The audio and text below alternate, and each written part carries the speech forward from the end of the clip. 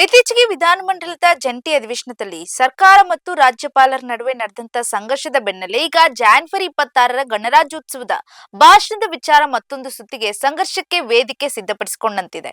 ಗಣರಾಜ್ಯೋತ್ಸವದಂದು ರಾಜ್ಯಪಾಲರು ಓದುವ ಭಾಷಣವನ್ನ ಆಯಾ ರಾಜ್ಯ ಸರ್ಕಾರವೇ ಸಿದ್ಧಪಡಿಸುತ್ತದೆ. ಆದ್ರೆ ಈ ಬಾರಿ ಸಿದ್ದರಾಮಯ್ಯ ಅವರ ನೇತೃತ್ವದಲ್ಲಿ ಕಾಂಗ್ರೆಸ್ ಸರ್ಕಾರ ಸಿದ್ಧಪಡಿಸಿರುವ ಭಾಷಣದ ಕರಡಿನಲ್ಲಿ ಕೇಂದ್ರ ಸರ್ಕಾರದ ವಿರುದ್ಧ ನೇರ ವಾಗ್ದಾಳಿ ನಡೆಸಲಾಗಿದೆ. ಈ ಬಗ್ಗೆ ಮೈಸೂರಿನಲ್ಲಿ ಸುದ್ದಿಗಾರರೊಂದಿಗೆ ಮಾತನಾಡಿದಂತ ಮುಖ್ಯಮಂತ್ರಿ ಸಿದ್ದರಾಮಯ್ಯ ಅವರು ಬಜೆಟ್ ಸಿದ್ಧತೆಗಳು, ಕರ್ನಾಟಕದಲ್ಲಿ ಹೂಡಿಕೆ ಅವಕಾಶಗಳು ಮತ್ತು ರಾಜ್ಯಪಾಲರ ಸಂವಿಧಾನಾತ್ಮಕ ಪಾತ್ರದ ಬಗ್ಗೆ ಮಾಹಿತಿಯನ್ನ ನೀಡಿದ್ದಾರೆ. ಬಜೆಟ್ ಸಭೆಗಳು ಫೆಬ್ರವರಿ 2ರಿಂದ ಪ್ರಾರಂಭವಾಗಲಿದೆ. ಪ್ರಸ್ತುತ ಹಣಕಾಸು ಇಲಾಖೆಯೊಂದಿಗೆ ಪ್ರಾಥಮಿಕ ಚರ್ಚೆಗಳು ಕೂಡ ನಡೀತಾ ಇದ್ದಾವೆ ಅಂತ ತಿಳಿಸಿದ್ದಾರೆ. ಇನ್ನು ನಾಳೆ ನಾವು ಭಾಷಣವನ್ನ ಬರೆದುಕೊಡ್ತೇವೆ, ಆದ್ರೆ ರಾಜ್ಯಪಾಲರು ಅದನ್ನ ಬದಲಾಯಿಸ್ತಾರೋ ಇಲ್ಲವೋ ಎಂಬುದು ಅವರಿಗೆ ಬಿಟ್ಟಿದ್ದು ಅಂತ ಸಿಎಂ ಅವರು ಹೇಳಿದ್ದಾರೆ. ಇನ್ನು ಈ ಬಗ್ಗೆ ಏನ್ ಹೇಳಿದ್ದಾರೆ ಸಿಎಂ ಅವರು ನೋಡ್ಕೊಂಡು ಬನ್ನಿ.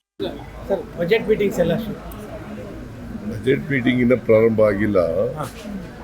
ಪ್ರಿಲಿಮಿನರಿ ಚರ್ಚೆ ಮಾಡ್ತಾ ಇದ್ದೀವಿ ಫೈನಾನ್ಸ್ ಡಿಪಾರ್ಟ್ಮೆಂಟ್ ಬಗ್ಗೆ. ಸೊ 2ನೇ ತಾರೀಕಿನಿಂದ ಪ್ರಾರಂಭ ಆಗುತ್ತೆ, ಸ್ಟ್ರಿಕ್ಟ್ ಆಗಿ 2ನೇ ತಾರೀಕಿನಿಂದ. ಡಾಲರ್ಸ್ ಅಲ್ಲೂ ಕೂಡ ಕರ್ನಾಟಕದ ಬಗ್ಗೆ ಬಹಳ ಹೆಮ್ಮೆ ಮಾತಾಡಿದ್ದಾರೆ. ಕರ್ನಾಟಕದಲ್ಲಿ ಇನ್ವೆಸ್ಟ್ಮೆಂಟ್ ಒಳ್ಳೆ ಅವಕಾಶ ಇದೆ ಅನ್ನೋ ಅಂತ ಮಾತುಗಳು ಆಡಿದ್ದಾರೆ. ಡಾಲರ್ಸ್ ಅಲ್ಲಿ ಎಲ್ಲಿ ಡಿ ಕೆ ಶಿವಕುಮಾರ್ ಎಲ್ಲ ಹೋಗಿದ್ರಲ್ಲ, industries minister D K Shivakumar ಎಲ್ಲ ಹೋಗಿದ್ದಾರೆ ಲಾವೋಸ್ಗೆ, ನಾನು ಹೋಗಿಲ್ಲ. ಬಟ್ ಅಲ್ಲಿ ಕರ್ನಾಟಕದಲ್ಲಿ ಯಾವಾಗಲೂ ಕೂಡ ಇನ್ವೆಸ್ಟ್ಮೆಂಟಿಗೆ ಒಳ್ಳೆ ವಾತಾವರಣ ಇದೆ. ನಮ್ಮಲ್ಲಿ ಮ್ಯಾನ್ ಪವರ್ ಜಾಸ್ತಿ ಇದೆ, both skilled and unskilled power ಸಿಗ್ತದೆ. ಈಗ ಸ್ಕಿಲ್ ಆಗಿ ಸ್ಕಿಲ್ ಟ್ರೈನಿಂಗ್ ಎಲ್ಲ ಮಾಡಿಕೊಡ್ತಾ ಇದ್ದೀವಿ. ಸೊ ಹಾಗಾಗಿ ಎಲ್ಲಿ ಸ್ಕಿಲ್ ಟ್ರೈನಿಂಗ್ ಆಗಿರ್ತದೆ ಅವ್ರಿಗೆ 100% ಕೆಲಸ ಸಿಗುತ್ತೆ. ಸರ್, ಈಗ ಮೊನ್ನೆ ವಿಧಾನಸಭೆಯಲ್ಲಿ ಆದಂಥ ವಿಚಾರದಲ್ಲಿ ರಾಷ್ಟ್ರಪತಿಗಳಿಗೆ ರಾಜ್ಯಪಾಲರು ವರದಿ ಕೊಟ್ಟಿದ್ದಾರೆ. ಕೊಡಲಿ, ಪಾಪ ಬೇಡ. ತಮ್ಮ ಕಡೆಯಿಂದ ಏನಾದ್ರು ಸರ್ಕಾರದ ಕಡೆ ನಮ್ಮ ಕಡೆ ಇದೆ, ಅವ್ರು ಕೊಟ್ಟಿದ್ದಾರೆ ವರದಿ, ತಿಳಿಸಿದ್ದಾರೆ ಅಷ್ಟೇ ಏನು ನಡೀತು ಅಂತ ತಿಳಿಸಿದ್ದಾರೆ. ಬಟ್ ರಾಜ್ಯಪಾಲರು ಈಗ 176 of the Indian Constitution, 163 of the Indian Constitution says shall address shall ಅಂತ ಪದ ಉಪಯೋಗಿಸಿದ್ದಾರೆ. ಅದನ್ನ ಅವರು ಮಾಡಬೇಕಾಗಿತ್ತು. ನಾಳೆನೂ ಕೂಡ ಭಾಷಣ ಮಾಡಬೇಕಾಗಿದೆ. ನಾಳೆನೂ ಕೂಡ ತಾವು ಬರ್ಕೊಟ್ಟ ಭಾಷಣ ನಾಳೆ ಬರ್ಕೊಡ್ತೀವಿ ನಾವು. ಬಟ್ ಅವರು ಭಾಷಣ ಮಾಡೋದು ಇದರಲ್ಲಿ ನಾವು ಏನು ಬರ್ಕೊಡ್ತೀವಿ ಅದನ್ನು ಮಾಡಲೇಬೇಕು. ಜಂಟಿ ಅಧಿವೇಶನ ಮಾಡುವಾಗ ನಾವು ಸರ್ಕಾರ ಏನು ಬರ್ಕೊಡ್ತೀವಿ ಅದನ್ನು ಮಾಡಲೇಬೇಕು. ಡಿಸ್ಕ್ರಿಷನ್ ಇಲ್ಲ. ನಾಳೆದು ಕೂಡ ತಾವು ಬರ್ಕೊಟ್ಟಿದ್ದಲ್ಲ ಸರ್? ನಾವು ಬರ್ಕೊಡ್ತೀವಿ, ಬಟ್ ಅವರು ಚೇಂಜ್ ಮಾಡ್ಕೊಳ್ಳೋಕೆ ಸಾಧ್ಯತೆ ಇರ್ತದೆ. ಯಾಕಂದ್ರೆ ಇವತ್ತಿನ ಪರಿಸ್ಥಿತಿ ಚೇಂಜ್ ಮಾಡ್ಕೊಳ್ಳೋ ಸಾಧ್ಯತೆ ಇದೆಯಾ ಗೊತ್ತಿಲ್ಲ. ಗಣರಾಜ್ಯೋತ್ಸವ ಪರೇಡ್ಗೆ ಕರ್ನಾಟಕದ ಸ್ತಬ್ಧ ಚಿತ್ರ ಇಲ್ಲ, ರಾಜ್ಯ ಸರ್ಕಾರ ಪತ್ರವನ್ನು ಮಾಡಬೇಕಿತ್ತು ಅಂತ ಬಿಜೆಪಿ ನಾವು ಕಳಿಸಿದ್ದೀವಿ. ಅವ್ರು ಮಾಡದೆ ಹೋದ್ರೆ ಏನು ಮಾಡೋಕ್ಕಾಗುತ್ತೆ? ಸರಿಯಾಗಿ ಪತ್ರ ವ್ಯವಹಾರ ಆಗಿಲ್ಲ ಅಂತ ಸರ್. ಪತ್ರ ವ್ಯವಹಾರ ಎಲ್ಲ ಆಗಿದೆಯಪ್ಪ, ಪತ್ರ ವ್ಯವಹಾರ ಎಲ್ಲ ಆಗಿದೆ, ನಾವೆಲ್ಲ ಕಳಿಸಿದ್ದೀವಿ. ಅದು it is for them to choose. ಈಗ ಪ್ರತಿ ರಾಜ್ಯದಿಂದ ಸ್ತಬ್ಧ ಚಿತ್ರ ಮಾಡಬೇಕಾಗಿರ್ತಕ್ಕಂಥದ್ದು ಕೇಂದ್ರ ಸರ್ಕಾರ ಅಲ್ವಾ, ಅವ್ರು ಮಾಡಬೇಕು.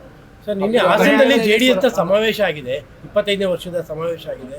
ಅಲ್ಲಿ ರೇವಣ್ಣವರ ಬಂಧನ ಬಹಳ ದ್ವೇಷದಿಂದ ಮಾಡಿದ್ದು, ನಮಗೆ ಟೈಮ್ ಬರುತ್ತೆ, ನಾವು ತೀರಿಸ್ಕೋತೀವಿ ಅಂತ ಮಾತಾಡಿದ್ದಾರೆ ದೇವೇಗೌಡರು.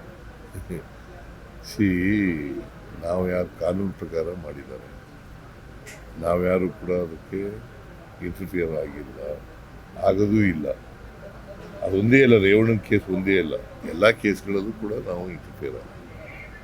ಕಾಲ ಬಂದ್ರೆ ನಾವು ಉತ್ತರ ಕೊಡ್ತೀವಿ, ಕಾಲ ಬರುತ್ತೆ ನಮಗೂ. ಅಧಿಕಾರಿಗಳಿಗೂ ಗಿಫ್ಟ್ ಕೊಟ್ಟಿದ್ದಾರೆ. ಸುಳ್ಳ್ರಿ, ಅಧಿಕಾರಿಗಳಿಗೆ ಯಾರು ಗಿಫ್ಟ್ ಕೊಡಕ್ಕೆ ಹೋಗ್ತಾರೆ? ಅಲ್ಲ, ಸರ್ಕಾರ ಅಲ್ಲ, ಇಲಾಖೆಯಿಂದ ಬಹುಮಾನ ಘೋಷಣೆ ಆಗಿದೆ, ಅದೇನೋ ಮಾಡಿಲ್ಲ. ಅಲ್ಲ, ಟೈಮ್ ಬರುತ್ತೆ ನಮಗೂ ಕೂಡ ಅಂತ ದೇವೇಗೌಡರು, ನಮಗೂ ಟೈಮ್ ಬರುತ್ತೆ ತೀರಿಸ್ಕೊಳ್ಳಕ್ಕೆ ಅಂತಾರೆ. ಈಗ ಕಾನೂನು ಪ್ರಕಾರ ಮಾಡಿರ್ತಾರೆ, ಅವರು ಕಾನೂನು ಪ್ರಕಾರ ಮಾಡಲಿ.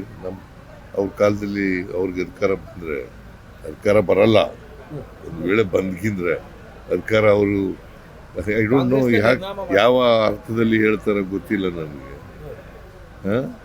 ಅವ್ರಿಗೆ ಹೆಂಗೆ ಅಧಿಕಾರ ಬರ್ತದೆ? 17 ಗೆದ್ದಿರೋರಿಗೆ ಹೆಂಗೆ ಅಧಿಕಾರ ಬರ್ತದೆ? ಅಲ್ಲ, ಈ ಸಲ ನಿರ್ನಾಮ ಮಾಡ್ತೀವಿ ಕಾಂಗ್ರೆಸ್ನ ಅನ್ನೋ ಒಂದು ಘೋಷವಾಕ್ಯ ನಿನ್ನೆ ಆಯ್ತಪ್ಪ, ಬಾಯಿನಲ್ಲಿ ಹೇಳಿದ್ರೆ ರಾಜಕೀಯ ಭಾಷಣ ಮಾಡುವ ಪ್ರಶ್ನೆ ಆಗುತ್ತೆ. ಅವರು ನಾನಿದ್ದಾಗ, ನಾನು ಪ್ರೆಸಿಡೆಂಟ್ ಆಗಿದ್ದಾಗ 2004ರಲ್ಲಿ 59 ಗೆದ್ದಿದ್ದಾರೆ. ಈಗ ಎಷ್ಟು ಗೆದ್ದಿದ್ದಾರೆ? 17. ಬಟ್ ಅವರಿಗೆ ಬಿಜೆಪಿ ಜೊತೆಲಿ ಇರೋ ಕಾನ್ಫಿಡೆನ್ಸ್ ಇದೆ.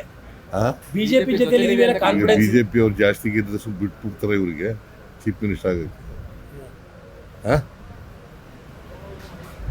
ಫಸ್ಟ್ ಆಫ್ ಆಲ್ ಬರೋದೇ ಇಲ್ಲ ಅವರು. ಫಸ್ಟ್ ಆಫ್ ಆಲ್ ಬರೋದೇ ಇಲ್ಲ, ಯಾವ ಕಾರಣಕ್ಕೂ ಬರಲ್ಲ. ಬಿಜೆಪಿ ಇವರಿಬ್ರು ಸೇರಿದ್ರು ಕೂಡ ನಾವು ಎಷ್ಟು ಗೆದ್ದಿದ್ದೀವಿ? 136 ಗೆದ್ದಿದ್ದೀವಿ.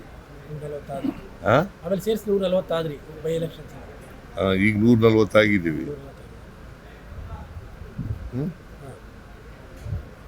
ಹೆಂಗ್ ಗೆಲ್ತಾರೆ? 28ಕ್ಕೂ ನಾವೇ ಅಧಿಕಾರಕ್ಕೆ ಬರೋದು.